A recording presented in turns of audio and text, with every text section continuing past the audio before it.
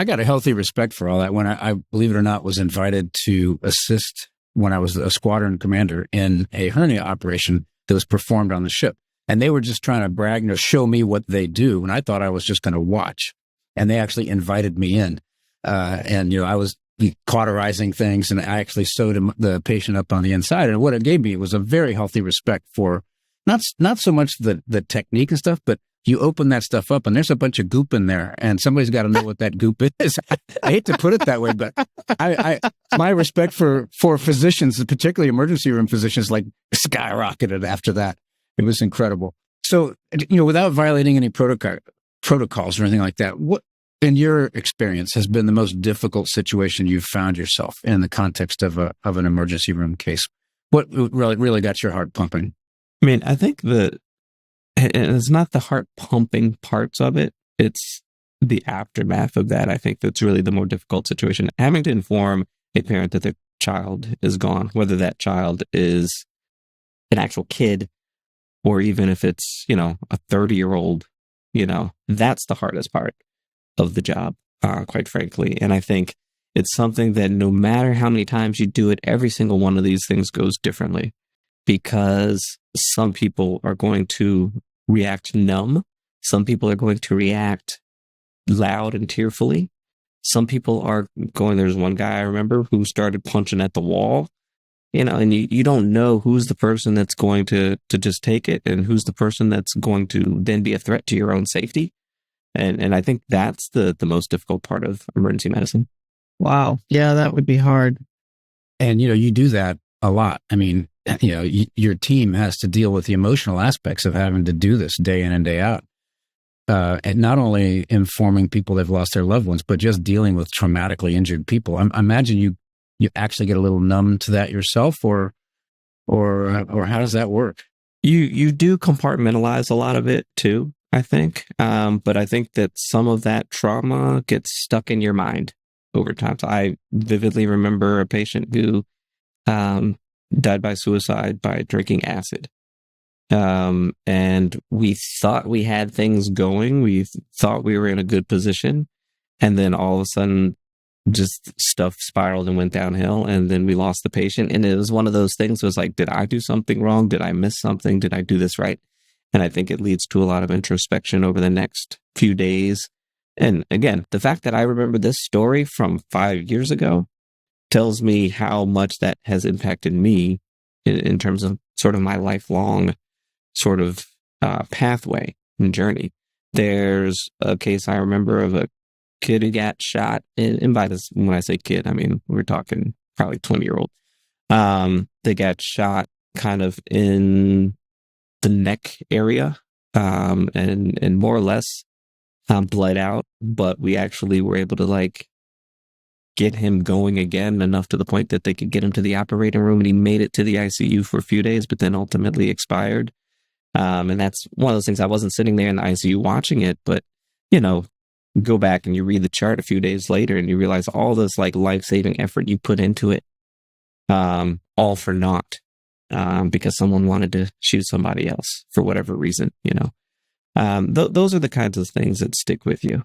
So how do you deal with that? How do you mean you compartmentalize it, but you need to have a healthy way to kind of purge over time? So what's typical coping mechanisms that emergency room personnel use? I imagine ICU people have the same issues, but you guys are on the front lines.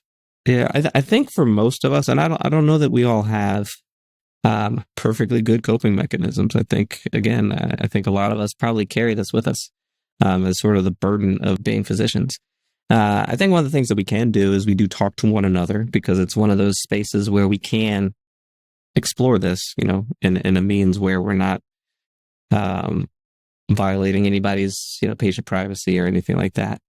I think for a lot of emergency medicine and maybe trauma surgeons, dark humor is probably one of our biggest coping mechanisms too. I think you do that, but I think. Is that a pun, by the way? That is not a pun, but that was a good ask. Okay. So yeah. But I think a lot of it, for me at least, I think it's the compartmentalization of it. Having people that are in healthcare that are either your friends or family that you can discuss things with, or talking with your coworkers about it, I think is kind of where I think a lot of that leans. And then, if you need to, get a therapist and have a professional you can talk to about it, even if it's only to vent, because at least that's protected kind of under your, in that case, your patient provider sort of relationship.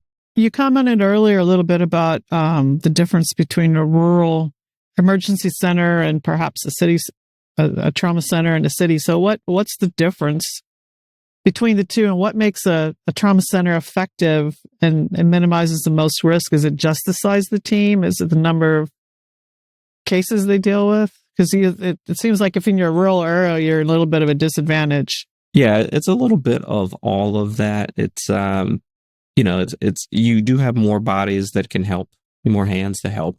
You have better training, and people that are trained specifically to be in those roles, but then also they do it more routinely. And so we get used to the pattern of it. There's this program called Advanced Trauma Life Support. It's something that occasionally I'll teach, but it's through the American College of Surgeons. And the reason it was founded was because I think an orthopedist was in like a plane accident in the middle of rural nowhere, and no one could really manage how to take care of him and his family at that point in time. And they came up with this system of how would we train somebody that really doesn't have this as part of their day-to-day, but make sure that they are capable of doing what needs to be done just to salvage somebody long enough to get them where they need to be. And that goes from the basic principles, what we call ABCs, making sure that the airway is protected, making sure that people are breathing, making sure they have circulation, blood pressure, and all that kind of stuff. And then worrying about identifying injuries after that, and then transferring them in an expeditious manner to wherever they might need to be. And whenever you get stuck at a point, you kind of go back to that beginning of that algorithm and keep thinking about it that way until you finally get to where you need to get to with the patient. But the main thing that's always taught in all these classes is like the soonest you can get them out to where they definitively need to be, do so. Because otherwise you're just putzing around, and you don't want to putz around with somebody's life. Cedric, we're going to move on to another serious topic that I know you care deeply about. But before we do, I have to ask you, you mentioned earlier about doing a lot of typing. And I know the bane of every doctor's existence is typing up reports and stuff. Is AI moving into that field at all where you can maybe accelerate that, and which would make much better use of your time, of course? Are you seeing any glimpses of that yet? There are what they call ambient AI scribes. So maybe it's like your doctor might wear a microphone on them, and then AI listens in on the conversations and types up what you would type up in advance for you. So all you have to do is kind of go back and revise it, hopefully. How I feel about that, I don't know. I don't know if I want like the computer listening in on all these conversations. Theoretically, they're HIPAA protected, but who knows if, they're just going to wind up somewhere in Grok or whatever and just get leaked out to the world. Who knows? I don't know. Into it. Yeah. But yeah, that's my internal paranoia about this. This is too many sci-fi movies. So, well, it's a real threat. Valid. I mean, I think you're wise to think about that. Yeah. Yeah.